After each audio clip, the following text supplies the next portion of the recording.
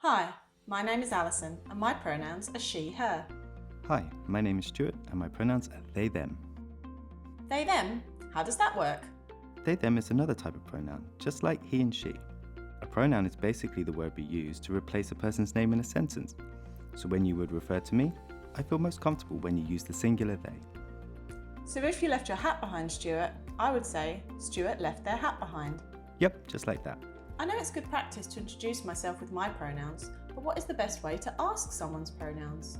It's always better to ask rather than assume, just as you would always ask someone what name they go by. The key here is positive intention. If you are respectful and there is a reason for asking, most people welcome the opportunity to share.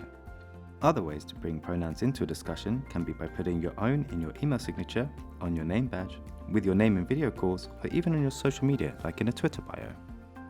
But it's important to remember that you can't assume someone's gender identity from their pronouns. Exactly.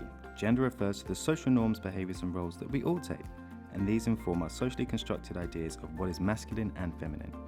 This differs from sex assigned at birth, which is usually based on someone's genitals when they are born. Every child is assigned male or female at birth. Some people are born with a variation in their sex characteristics, and they may also choose to identify with the label intersex. Someone's sex assigned at birth is relevant in some situations, as it may have implications for their risks of certain health conditions.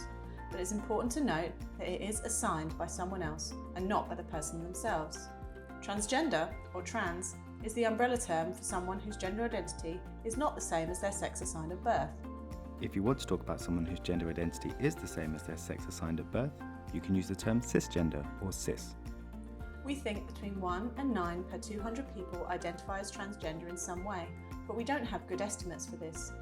One of the reasons for that is that only some trans people seek help for gender dysphoria, which is the distress experienced when a person is aware of the incongruence between their gender identity and either their body or others' perceptions of their gender. Some trans identities you might come across are Trans man, someone assigned female at birth that identifies as male.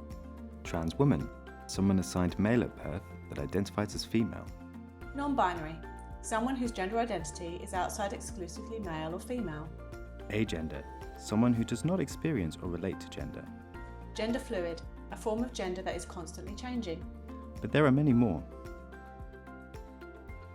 It is also important to remember that people's identities, names and pronouns might change over time, especially as they transition, the process by which someone aligns their gender expression and/or body with their identified gender. This may or may not include medical treatment, such as hormones or surgeries. If you're ever not sure if the pronoun you're using is the right one, make a friendly check-in with the person. Tell them that you know pronouns can change for some people and you want to be sure you're using the right one.